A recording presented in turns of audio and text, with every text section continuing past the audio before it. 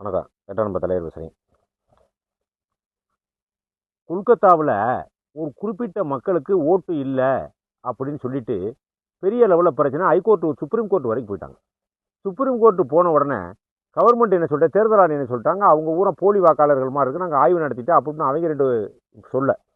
சரி, என்னன்னதே இருந்தாலும் நாங்கள் தனியாக ஆய்வு நடத்துகிறோம்னு சுப்ரீம் கோர்ட்டு சொல்லிடுச்சு. சுப்ரீம் கோர்ட்டு கல்கத்தா உயர்நீதிமன்றத்துக்கு உத்தரவு போட்டு அங்கே இருந்து நீதிபதிகள் கொண்ட ஒரு குழுவை அங்கே அனுப்பிட்டாங்க. மோட்டாங்கிற ஒரு இடத்துக்கு அனுப்பிட்டாங்க. அனுப்புனா உள்ள யாருக்கு போலி ஓட்டு, உண்மையா பொய்யா, இவங்களை சேர்க்கலாமா சேர்க்க முடியாதா அப்படின்னு சொல்லிட்டு ஏற்கனவே மேற்கு வங்காளம் எப்போவுமே பிரச்சனையான மாநிலம். எப்போவுமே பார்த்துங்க, அடிதடி கலட்டா, அந்த நவக்காளி கலவரம், எப்போவுமே அங்கே அமைதிங்கிறதே வேலையே கிடையாது. ஏன்னா கம்யூனிஸ்டுக்காரங்க கை ஓங்குன இடம். இப்போ அதே போல் மம்தா பானர்ஜி இப்போ சர்வகாலித்தனமான ஒரு நடவடிக்கையில் தான் எப்போவுமே இறங்கும். அமைதிங்கிற பேச்சுக்கே அங்கே இறம்புற அடிதடி வெட்டு குத்து கலவரத்தை ஏற்படுத்தி விடுறது, அதிகாரிகளுக்கு, போலீஸ் அதிகாரிகளுக்கு, பிரதமருக்கு, சுப்ரீம் கோர்ட் நீதிபதிகளுக்கு இவருக்கெல்லாம் வந்து உருவி கூப்பிடுறது, சண்டைக்கு உருவி கூப்பிடுறது, இப்படித்தான் அது போய் பழைய வந்துருச்சு. அது என்ன காரணம் அந்த மாநிலத்தினுடைய குணம் அப்படி காட்டுத்தனமான குணம். யாரையும் ஒத்து போகிறதில்ல, உண்மையை ஏற்றுக்கிறது இல்லை. அந்த மாதிரி குணத்தில் அவங்க என்ன செஞ்சுட்டாங்க, சுப்ரீம் கோர்ட்லேருந்து ஆய்வு செஞ்சு அங்கேருந்து ஒரு 7 பேர் கொண்ட ஜட்ஜு குழுக்களே அனுப்புகிறாங்க. அங்கே போய் குழுக்கள் போய் இறங்க, இவங்க தான் போய் இறங்குறாங்க. போலீஸ் பாதுகாப்புக்கு யாருமே கிடையாது. ஜட்ஜுக்கு பாருங்கள், ஜட்ஜுக்கு எங்கே போனாலும் 2 துப்பாக்கி எடுத்துக்கிட்டு ஆள் தெரிவாங்க, 10 போலீஸ் துப்பாக்கி சுற்றுவாங்க. ஒரு ஜட்ஜுக்கு 7 ஜட்ஜு ஆய்வு நடத்த போயிருக்காங்க 4 நாளைக்கு முன்னாடி.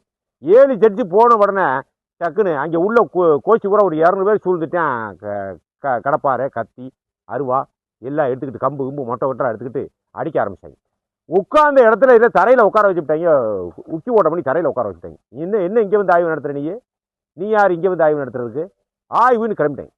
கிளம்புனா மத்தியானம் 3 மணிக்கு வந்தவங்கன்னா நைட்டு 12 மணி வரைக்கும் தண்ணி கொடுக்கல, சாப்பாடு கொடுக்கல, கிறங்கி கிறுகிடுத்து போயிட்டாங்க. அத்தனை பேர் பூரா பிரஷர் நோயாளி, பூரா பேர் சக்கரை நோயாளி, பிரஷர் நோயாளி, என்ன நோய் இருக்கோ அந்த ஜட்ஜிகளுக்கு பூரா வயசானவங்க மயங்கி விழுந்துட்டாங்க.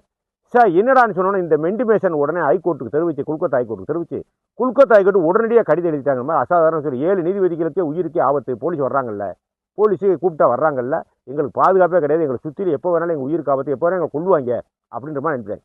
நேராக சுப்ரீம் கோர்ட்டு உத்தரவு விட்டு நேராக அங்கேருந்து கல்கத்தா உயர்ந்து திருப்பி உத்தரவு விட்டு எஸ்பிக்கு ஃபோன் போட்டால் எஸ்பி எடுக்கிறதில்ல.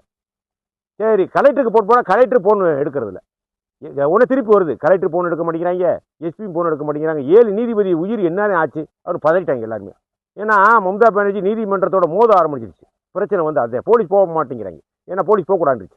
நேராக உடனே என்னடா பண்ணுறது, இப்படி போய்க்கிட்டு என்னடா பண்ணுறது சொல்லிட்டு நேராக சுப்ரீம் கோர்ட்டே டிஜிபிக்கு அடிச்சிட்டாங்க. இங்கேருந்து கொல்கத்தாவில் டிஜிபிக்கு அடிச்சிட்டாங்க. என்ன நடக்குது இங்கே, என்ன நடக்குது? 7 நீதிபதி என்ன ஆச்சுனே தெரியல. இன்னும் கொஞ்சம் நேரம் போனால் கொண்டு விடுவாங்க. அவங்களுக்கு சாப்பாடு கொடுக்கலையா, தண்ணி கொடுக்கலையா, எதுவுமே கொடுக்கலையா. அவங்க மாத்திரை மருந்து சாப்பிட்றவங்க, அவங்களாம் என்ன பண்ணுறது?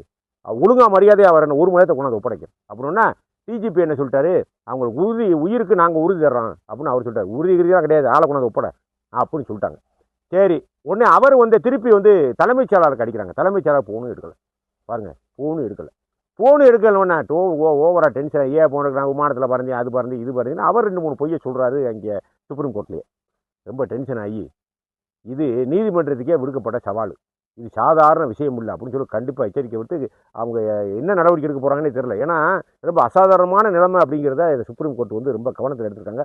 போலீஸ் துறையே ரொம்ப ஆபத்தான கட்டத்தில் இருக்குது. அங்கேயே போத்தவில்லை போலீஸ் நீதிபதிக்கு பாதுகாப்பு போலப்பா, என்ன காரணம் மாநிலத்திற்கு உத்தரவு. எதுக்கு இதை சொல்ல வரீங்கன்னா, இந்த மாதிரி அடிதடியான ஒரு நாட்டில், அடிதடியான ஒரு கிராமப்புறங்களில் வாழ்ந்துக்கிட்டு இருக்க வேற ஜனங்கள்லாம் எப்படி வாழ முடியும்? நீங்கள் நீதிபதிகள்லாம் ஒத்துக்கிறணும், நீதிபதியெல்லாம் ஏற்றுக்கணும். நீதிபதிகளுக்குன்னு உங்களுக்கு கோவம் வருது. சாதாரண அமைதியான மக்கள் நாட்டில் வாழவே முடியலை, தெரியுமா? ரொம்ப வாழ முடியலை, ரொம்ப இக்கட்டான சூழ்நிலையில் இருக்கேன். அடிதடிக்காரன், வெட்டுக்கூத்துக்காரன், அதை வாய்ச்சவுடால்காரன், இவங்க தான் நீடிக்கிறான். அமைதியான ஆள், வேலை பார்த்துட்டு சாப்பிட்ற ஆளுக்கு இங்கே 1000 டார்ச்சர் இருக்குது. அவனும் ஒத்து போகணும், அவன் சொல்கிறத கேட்கணும், மண்டிட்டு போகணும். இல்லைன்னா பேசாமல் ஊமை மாதிரி போனான், அவனே இங்கே வாழ முடியும். இல்லைன்னா வெட்டுவேன் குத்துவேன். இங்கே சாதாரண விஷயம் கிடையாது. 7 நீதிபதிக்கு உண்டான நிலைமை கத்திரியில் இங்கே நாங்களாம் எப்படி வாழ்கிறோம்? எப்படியா வாழ்கிறோம்? எல்லா மாநிலத்தையும் மேற்கு வங்காளம் மட்டும் எல்லா மாநிலத்தையும் இப்போ பிடித்தா ரவுடி சந்தையாக கூட்டிகிட்டு குறைஞ்சிடுச்சு. இப்போ எதுக்கு இதை சொல்ல வர்றேன் அப்படின்னா, நேற்று சாத்தாங்குளத்தில் 10-9 போலீஸ்காரங்களுக்கு மரண தண்டனை கொடுத்துட்டீங்க. தப்பு கிடையாது, அது சம்மந்தமில்லா பிரச்சனை. இருந்தாலும் அது சும்மா தூக்கி அடிக்க வேண்டியதில்லை. என்னமோ இங்கே வேணையா என்ன ஆக்க போகிறோன்னு தெரியல. தூக்கி அவனை அடிக்க 9 பேருக்கு இப்போ மரண தண்டனை வரைக்கும் கொடுத்துட்டீங்க. நீங்கள் நீதிமன்றம் 1000 ஆய்வுக்கு பிறகு 5 வருஷம் விசாரணைக்கு பிறகு ஒரு தீர்ப்பை சொல்லுவீங்க. நான் போன போக்குள்ள சொல்லி நான் நீதிமன்றத்தினுடைய தீர்ப்பை மதிப்பு குறைய வைக்க நான் விரும்பலை. நல்ல தீர்ப்பு தேன், பரவாயில்ல. ஆனால் அந்த சம்பவத்துக்கு நல்ல தீர்ப்பு தேன், அது ஒன்றும் இல்லை. ஆனால் ஏற்கனவே அஜித்குமார் கொலை, மானாமதுரையிலேருந்து இந்த ஒரு ரவுடி கொலை, இப்படி பல விஷயம் நடக்கும்போது போலீஸ்காரங்க ஏற்கனவே வேலையே பார்க்க மாட்டேங்கிறாங்க. இப்போ நீங்கள் கொடுத்த தீர்ப்பில் ஆட்டோமேட்டிக்காக ஒன்றுக்கு இருந்து போனேன் எல்லா போலீஸாரும். ஆட்டோமேட்டிக்காக ஒன்றுக்கு இருந்து போனேன், கெதி அடங்கி போனேன். ஏழைகள் மக்களை பாதுகாக்கிறதுக்கு சுப்ரீம் கோர்ட் வராதப்பா, ஏழை மக்களை பாதுகாக்கிறதுக்கு போலீஸ் தாப்பா வரணாங்கண்ணே. சுப்ரீம் கோர்ட்டுக்கு போய் நாங்கள் ஹைகோர்ட்டுக்கு போய் சுப்ரீம் கோர்ட் நீதிபதியை புகார் கொடுத்து திருப்பி அவர் டிஜிபி நீங்கள் ஃபோன் அடித்தாலே டிஜிபி தலைமைச் செயலர் டிஜிபி எடுக்க மாட்டேங்கிறாங்க. நாங்கள் ஃபோன் அடித்தா எடுப்பாங்களா? கொஞ்சம் மாதிரி யோசனை பண்ணிக்கலாம். நீங்கள் ஃபோன் அடித்தா உங்களுக்கே இந்த நிலைமை. நாங்கள்லாம் ஃபோன் அடித்தா யார் எடுப்பா? எங்களை போகிற போக்கில் 4 பேர் கூடி வெட்டினானா யார்கிட்ட நாங்கள் புகார் கொடுக்குறது? எடுக்க மாட்டேன். ஆக மொத்தத்தில் இந்த தீர்ப்பு எல்லா போலீஸ்காரங்களையுமே முடக்கிருச்சு, அச்சத்தை ஏற்படுத்திருச்சு, கோழையாக்கிருச்சு. சுருக்கமாக கோழையாக்கிருச்சு. சாதாரண விஷயம் இல்லை இது. இந்த தீர்ப்பு வேற நடவடிக்கை வேறங்கிறத பிரித்து பார்க்க முடியாத அளவில் எல்லாரும் ஆச்சரியம், எல்லாரும் அதிர்ச்சி அடைஞ்சு போய் மிரண்டு போய் பேய் அடித்த மாதிரி இருக்கான்ல போலீஸார். ஆஹா தொலைஞ்சோம்டா, இனிமேல் எந்த பக்கமே போகக்கூடாது. சண்டை நடந்துச்சுன்னா 7ஆம் தெருவில் சண்டை நடந்தா 10ஆம் தெரு பக்கம் ஓடி போயிடணும்டா. நமக்கு தேவையில்லை. காக்கி சட்டை நம்ம எதாவது சம்பளத்துக்கு வாங்குற சோறு சாப்பிட்றதுக்கே இது ஆகும். வேறு யாரையும் பிடிக்க அடிக்க போலீஸ் ஸ்டேஷனை கூட்டி கொண்டு போக அவனா செத்து போனாலும் போச்சு. நம்மளாம் அடித்தாலும் 2 புக்கடி அடித்தாலும் அவன் இருதய நோயாளியாக இருப்பேன், சுகர்காரனாக இருப்பேன், ஏற்கனவே பல கிட்னி கோளாறாக இருப்பேன். நம்ம அவனை கூட்டி வந்து தெரியாமல் லேசாக அடிச்சிட்டோம்னா தொலைஞ்சோம் அப்படிங்கிற 7ஆம் தெருவில் சண்டை நடந்தால் 10ஆம் தெரு பக்கம் போடுறாங்கிற மாதிரி இப்போ எல்லாருமே பயங்கரமான கோழை ஆகிட்டாங்க. எல்லாமே அச்சத்தில் இருக்காங்க. இது எங்கேயோ நிற்கும், நாட்டில் நிமிஷம் கூடியும். அமைதியானவங்களுக்கு இங்கே வாழ வழி கிடைக்காது. அதனால் நீதிமன்றம் சாத்தாங்குளத்தில் தீர்ப்பு சொன்னது மாதிரி அந்த தீர்ப்பு வேற இந்த தீர்ப்பு வேற. போலீஸ் துறைக்கு எப்போவுமே அரசாங்க வக்கீல வாசலே போட்டுருங்க, அப்படியே அடித்து கொள்ள மாட்டாங்க. தீர்வு என்ன சொல்கிறீங்க நீங்கள்? லாக்அப் டெத்துக்கு வருஷம் நடந்துகிட்டே இருக்குது. எல்லா மாநிலத்தையும் நடக்குது. மகாராஷ்டிராவில் போன வருஷத்தில் 30 பேர் செத்துருக்கான் லாக்அப் டெத்தில், தெரியுமா? மகாராஷ்டிரா ராஜஸ்தானில் 20 பேர் செத்துருக்கான். லாக்அப் டெத் எங்கே நடக்கல, எல்லா மாநிலத்தையும் நடந்துகிட்டே இருக்குது. லாக்அப் டெத்தை கண்டிக்கிறதுல நான் ஒரு ஆள் ரொம்ப கடுமையாக கண்டிப்பேன். ஏன்னா கூட்டுக்கு நிராயுதமான தூக்கி குண்டக்கு மண்டக்கு அடிச்சா அவன் செத்துட்டா சாரம் என்ன 10 பேர் கூடி அடிச்சா அவனுக்கு ஆயுதம் தாக்குறதுக்கோ அவனுக்கு வழி இல்லை. போலீஸை கூட்டிடுவாங்க, வேணா பொருள் தாக்குவாங்க, அவன் செத்து போகிறேன். அது என்ன பண்ணுறது? அப்பா இதெல்லாம் நம்மளும் எதுக்குறோம். குற்றவாளியை எப்படி ஒடுக்கணுமோ நல்லவனையும் பாதுகாக்கணும் அப்படின்னு நம்மளுடைய கருத்தாக இருக்குது. இதுக்கு என்ன பிரச்சனை அப்படின்னா, சுப்ரீம் கோர்ட் உடனே கடுப்பாகி என்ன சொல்லிட்டாங்க, அந்த உடனே அதிரடியாக நைட்டு 11 மணி போல மீட்டாங்க. மீட்டு உடனே சொல்லி முடித்த உடனே என்னென்னு பார்த்து சுப்ரீம் கோர்ட்டில் அறிக்கை கொடுத்தவொடனே இன்றைக்கி ஒரு உத்தரவு கொடுத்துருக்காங்க. என்ன உத்தரவு கொடுக்காங்கன்னா, இந்த 25 பேர் 30 பேர் யார் இருந்தாங்களோ பூராத்தை இப்படி பூரா கைது பண்ணி எல்லாத்தையும் தேசிய புலனாய்வுத்துறையிட்ட ஒப்படைச்சிடணும். 100 பேர் 200 பேர் 26 பேர் எந்த கணக்கா இது பூரா கைது பண்ணி பூராத்தையும் தேசிய முகமையிட்ட கொடுத்துடணும். அவனை சுப்ரீம் ஹைகோர்ட் நீதிபதிகளை பூரா உட்கார வச்சு கொலை மிரட்டல் காரெலாம் உடைச்சிருக்காங்க பாருங்க, அவங்கள துருவி விசாரிக்கணும். பார்த்தீங்களா உத்தரவை பாருங்க, துருவி விசாரிக்கணுமா? இந்த துருவி என்ன அர்த்தம்? துருவிங்கிறதுக்கு விளக்கத்தை சொல்லிட முடியாது சுப்ரீம் கோர்ட்டு. துருவினா அடிச்சு விசாரின்னு அர்த்தம்.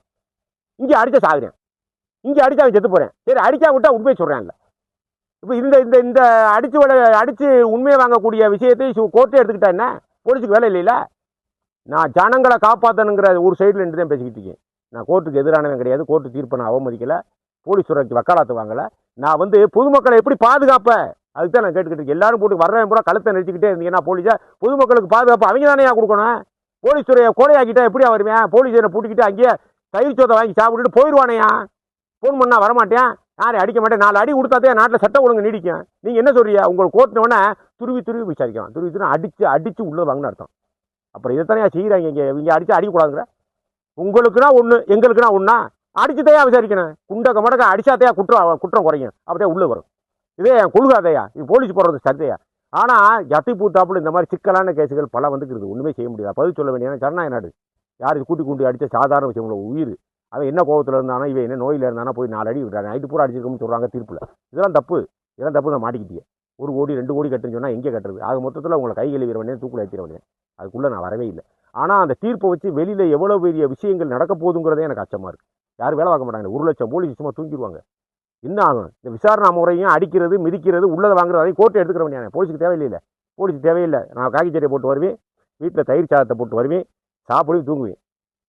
லத்தி துப்பாக்கி எல்லாத்தையும் எடுத்து ஆட்டோமேட்டிக் கோர்ட்டில் எல்லாத்தையும் ஒப்படைச்சிது. உனக்கு வேணாம், லாய்ப்படாது போலீஸுக்கு. லத்தி எடுத்து ஒப்படைச்சிது, துப்பாக்கி எடுத்து ஒப்படைச்சிது. இது வேணாம், உன் உயிருக்கே ஆபத்து. அவர் நாட்டில் சட்ட ஒழுங்கு பிரச்சனை என்ன வேணாலும் ஆகிட்டு போகுது, அதை பார்த்துக்கலாம். இவங்களுக்குள்ளே அடித்து ஒரு முடிவுக்கே வரட்டாது ஆட்டோமேட்டிக்காக. இந்த தீர்ப்புக்கு இதுக்கு நான் ஒப்பிடலை, வேறு மாதிரி தான் பேசிக்கிட்டு இருக்கேன். பொதுமக்கள் சைடே இருந்து நான் பேசிக்கிட்டு இருக்கேன். எல்லாம் ஒப்படைச்சின்னா அதுக்கு வேலைக்காகாது. 1000 குற்றம் பண்ணியிருக்கேன், பிடிக்க போனால் செத்து போகிறேன், போலீஸ் கொண்டு வந்து சொல்லிட்டு ரோட்டில் உட்காந்துட்டு 1 கோடி கேட்குறேன், 2 கோடி கேட்குறேன், கோர்ட்டுக்கு போகிறீங்க. என்ன பண்ண முடியும்? அவனை அடிச்சு நொறுக்கலைன்னா அவன் 4 பேர் வெட்டேன், 10 பேர் வெட்டேன். போலீஸ் புகார் கொடுக்க போனால், ஏழைபாலை புகார் கொடுக்க போனால் பயப்படுறேன். நியாயமாத்தே இருக்கு, ஆனால் பயப்படுறேன், உள்ளே வர மாட்டேங்கிறேன். என்ன காரணம்? பயன்படுத்தி உள்ளே போகும்போது அது 4 பேரை வெட்டினேன், 5 பேரை வெட்டினேன், வீடு புகுந்து கொள்ளை அடிக்கிறேன், இது வேணாலும் பண்ணுவேன், ஒரு வீதிக்கு 4 ரவுண்டு முளைச்சிடும். எப்படி உங்களுக்கே இந்த நாட்டில் சுப்ரீம் கோர்ட் நீதிபதிக்கு ஹைகோர்ட் நீதிபதிகளுக்கே இந்த நாட்டில் இப்படி இருந்தால் ஏழைபால படிக்க தெரியாதவன், ஆட்டுக்குட்டி மேய்ச்சிக்கிட்டு இருக்கேன், மாடு மேய்க்கிறவன், விவசாயம் பண்ணிக்கிட்டு இருக்கேன், காரணம் டிராக்டர் ஓடிக்கிட்டு இருக்கவங்களாம் எப்படி பாதுகாப்பு இருக்கும்? அதை யோசிக்கலாம். முதல்ல எல்லா லாக்அப் டெத்தை தடுத்து நிப்பாட்டுங்க. இந்த உத்தரவுலாம் பத்தாது. லாக்அப் டெத்தில் ஒரு வக்கீல் குழுவே போடுங்க வாசலில். அடித்தா அவங்க தான் பதில் சொல்லணும். வக்கீல் குழுவை முதல்ல போடுங்க. வக்கீல் லாக்அப் எந்தெந்த போலீஸ் ஸ்டேஷனில் வக்கீல் குழு இருக்கும். இங்கே அவளை குண்டக்கமட அடித்தா வக்கீல் குழு தான் பதில் சொல்லணும். அவ்வளோதான். அது போடுங்க. லாக்அப் டெத்தை கண்டிப்பாக நிப்பாட்டுங்க. அதை பற்றி ஒன்றும் இல்லை. ஆனால் இந்த குற்றங்களை கூடிய இந்த போலீஸார்காரங்க பூரா பயந்து போய் கிடக்காங்களே, இதனால நாட்டில் சட்ட ஒழுங்கு பிரச்சனை ஏற்பட்டுருமே, நாட்டில் யாருமே வாழ முடியாமல் போயிருமே, இதுக்கு என்ன நீங்கள் பதில் சொல்றீங்கன்னு என்னுடைய கேள்வி. இதுக்கு ஒரு பதில் வேணும்ல, பதில் வேணும். இது கண்டிப்பாக நீங்கள் இதுக்கு ஒரு பதிலையும் கொடுத்துடணும். கொடுத்துட்டா வேலையே முடிஞ்சு வச்சு. இன்னொரு விஷயம், அது பூரா எல்லாத்தையும் ஒப்படைச்சிருங்க. எஸ்பிட்ட ஒப்படைச்சாச்சு, கோர்ட்டில் ஒப்படைச்சா உங்கள் புரியும். எங்கே அது வேலைக்கு ஆகாது. அது எதுக்கு நீ நாக்கு வலிக்கிறதா, சூடசிவம்பாண்டி போடுறதா, துப்பாக்கியும் லத்தியும் வச்சுக்கிட்டு அடிக்க முடியுமா? யாரையும் இன்னைக்குள்ள சூழ்நிலைக்கு அடிக்க முடியாது. அடிக்க முடியாமல் இருந்தால் அவன் உடனே போட்டுருவேன். போலீஸ் அவனா சுட்டு கொண்டு விடுவான். அவனா வெட்டி அறுவாடு போலீஸை 10 போலீஸ் அவனா வெட்டி கொண்டு விடுவான். இது ஒரு பக்கம் நடந்துக்கிட்டே இருக்குது. இது ஒரு பக்கம் இருக்கட்டும். போலீஸாருக்கு நான் தனிப்பட்ட அளவில் ஒரு அறிவுரையை சொல்லிக்கிறேன். நீதிமன்றம் சட்டத்துப்படி தான் தீர்ப்பு சொல்லுவாங்க.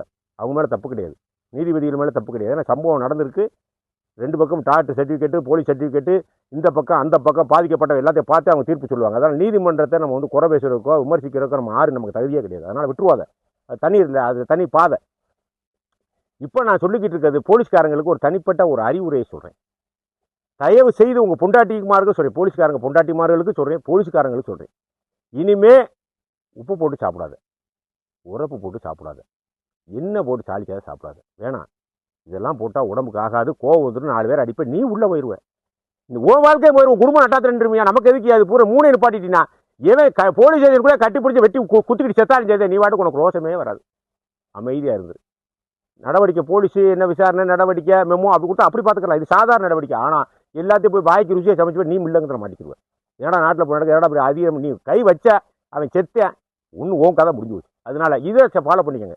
பொண்டாட்டி மாறுவா, போலீஸ்காரன் பொண்டாட்டி மாறு பூரா உப்பு போடாத, எண்ணெய் ஓடி சமைக்காத, உரம் போடாத, மழுன்னு இருக்கணும். பத்திய சாப்பாடு தான் இனிமேல் பார்த்துக்க. 1 லட்சம் போலீஸ்கார் பத்திய சாப்பாடு வாயில் யாரும் வைக்க முடியாது. அவங்களுக்கு அப்படி தான் கொடுக்கணும் நீங்கள். ஏன்னா வேணா அப்படி வந்துருது பண்ண முடியாது, நிர்வாகம் பண்ண முடியாது. போலீஸ் ஸ்டேஷனில் நீ பண்ண சட்ட ஒழுங்கு பிரச்சனையை போலீஸ் பொதுமக்கள்கிட்ட அவங்க தானே காப்பாற்றணும். அதையும் இப்படி எல்லாத்தையும் போலீஸ்காருக்கே பயமூர்த்தி அவங்கள வந்து ஒண்ணுக்கு இருக்க வச்சு பிடிக்கணும். தெருப்பக்கம் வரமாட்டானையா? யார் பெட்டிஷன் கொடுக்குறது? யார் வர்றது விசாரிக்கு? இதை கோர்ட்டுக்கு நான் இதாக சொல்லலை. இதுக்கு ஒரு விசாரணை அமைப்பை, அதுக்கு போலீஸாரை கூப்பிட்டு அவங்களுக்கு தைரியம் ஏற்படுத்துங்க. இல்லைன்னா முடியாது, ஏழைபால வாழ முடியாது.